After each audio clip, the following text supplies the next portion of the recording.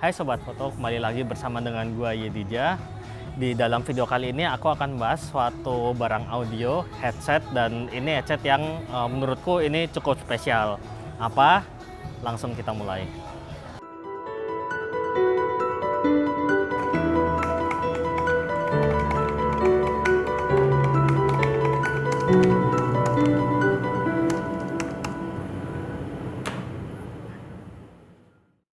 Nah, untuk headset yang akan gue bahas kali ini, gue akan membahas headset ini. Nah, mungkin kalian lihat, ini packagingnya kayak biasa aja ya.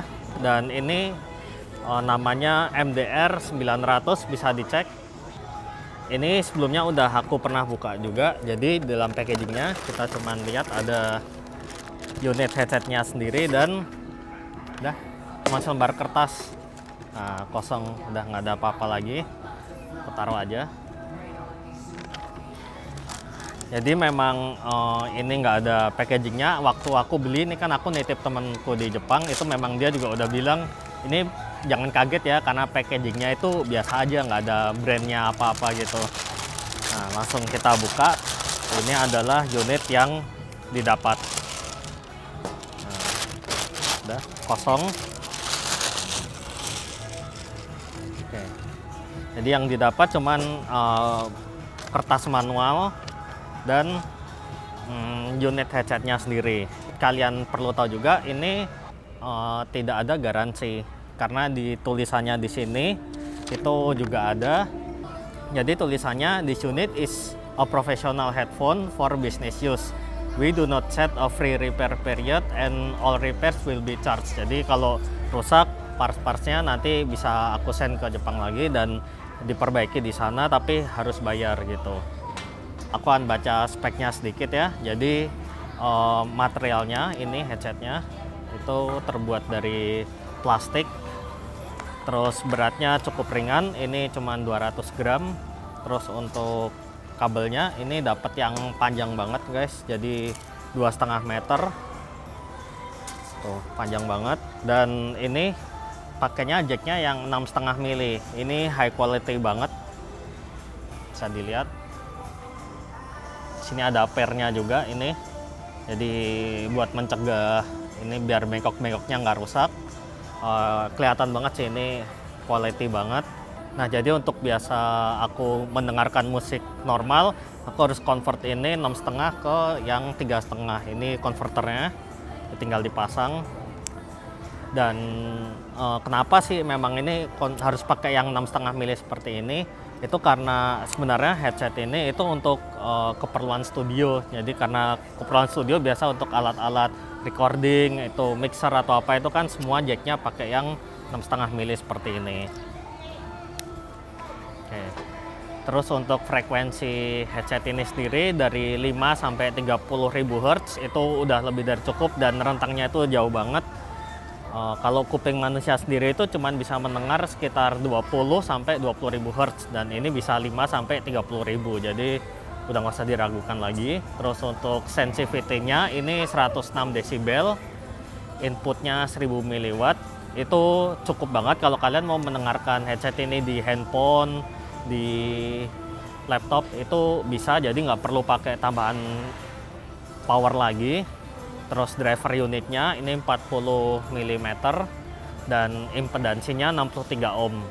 Jadi ya untuk impedasi 63 itu bisa kan seperti aku bilang tadi dipakai di device biasa. Kalau yang udah 250 ohm ke atas itu baru butuh power lagi biasanya.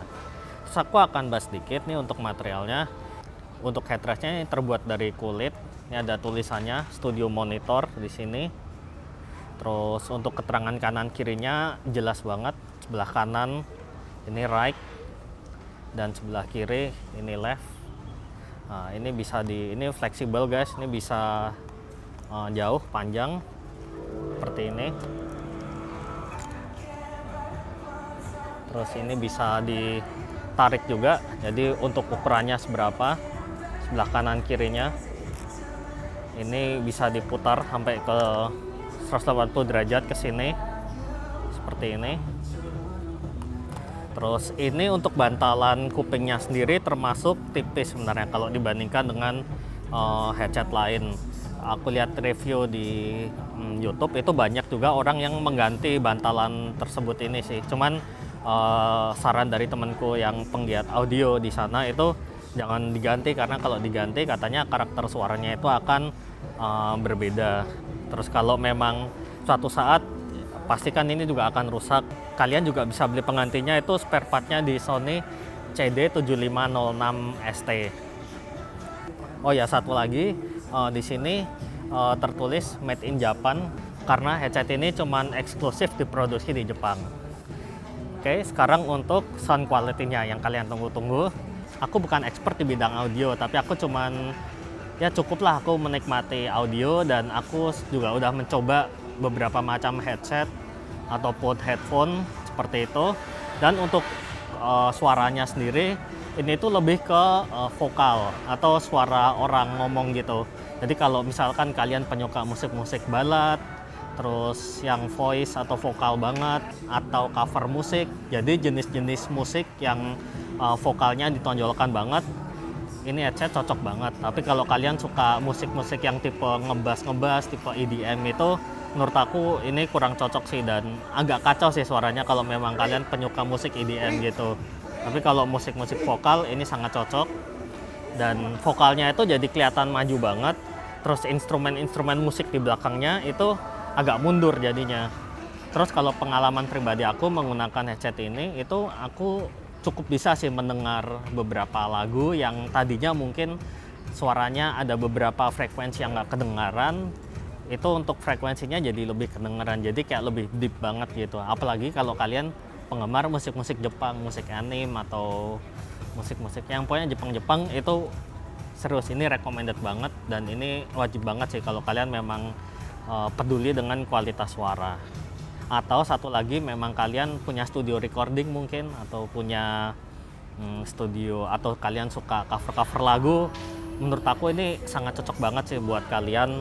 Terus satu lagi tadi yang aku kelupaan, untuk teknologinya sendiri sebenarnya ini nggak terlalu banyak teknologinya, nggak ada yang teknologi macam-macam gitu, karena biasa kalau headset yang agak mahal itu kan ada noise cancellation-nya. Kalau ini sih nggak ada noise cancellation-nya, tapi ya ini cukup lah untuk ngeblok suara dari luar, meskipun nggak terlalu maksimal ya, seperti itu.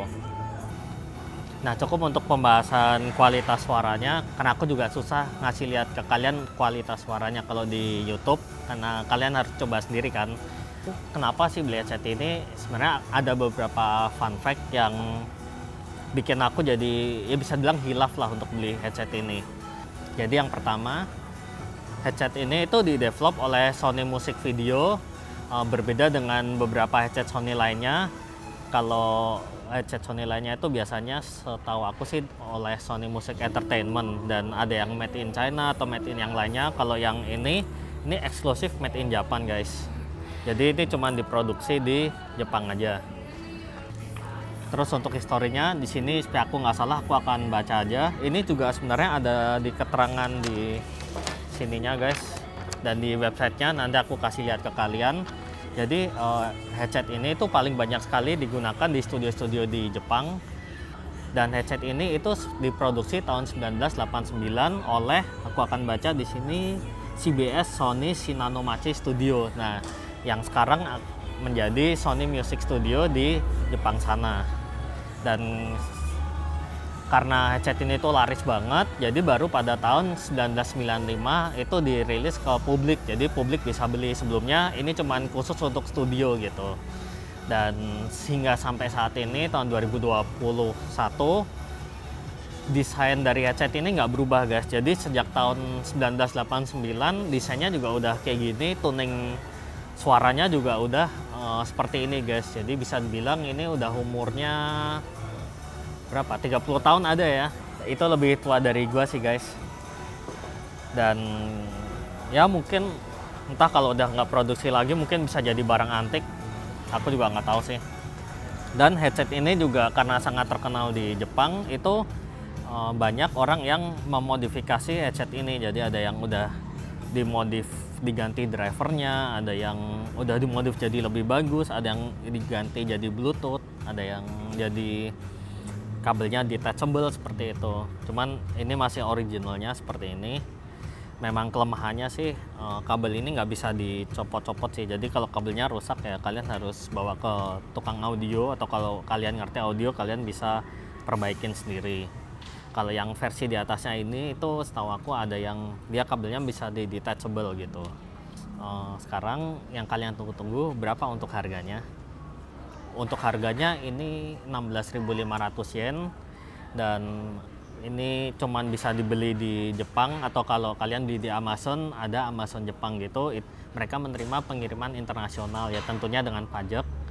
Dan tadi harganya 16.500 yen, itu sekitar 2,2 juta. Biaya pengirimannya itu 1.400 yen, itu sekitar ya hampir 300 ribuan. Dan itu menggunakan IMS. Dan untuk notes juga, ini kan aku titip temen aku di Jepang, jadi dia yang ngirim ke sini. Terus untuk di Indonesianya sendiri ini kena bea cukai itu sekitar, aku lupa, cuman kalau nggak salah sekitar 200 ribuan. Jadi kalau di total harga headset ini aku beli 2,2 ditambah 300 tambah 200 itu sekitar 2,7 jutaan guys. Ada ambulan lewat. Nah, terus kalau kalian susah nyari barangnya, kalian juga bisa beli yang tipe lain, itu Sony 7506, itu versi internasionalnya, itu juga banyak dipakai di studio-studio recording. Dia warnanya di sini biru, ini kan merah, kalau dia biru tulisannya for professional gitu. Itu kalau kata temenku dia lebih cocok kayak buat musik-musik instrumen, itu lebih bagus. Kalau yang ini buat suara-suara gitu sih. Nah, jadi segitu aja untuk video kali ini. Aku ngerekomendasiin headset ini kalau kalian penyuka musik Jepang, atau kalian memang suka dengan tipe-tipe lagu yang voice banget gitu, vokal banget. Kalian harus coba ini guys, soalnya ini karakternya beda banget sama semua headset yang pernah aku coba. Bahkan dengan AirPods Pro-nya punya Apple aja, yang ya bisa dibilang cukup bagus, itu beda jauh sih kualitasnya, banget menurut aku, jauh banget buat kuping amatiran ini ya, itu jauh banget sih. Segitu, dan segitu aja, kita bertemu di video selanjutnya. Dadah, dengerin musik dulu.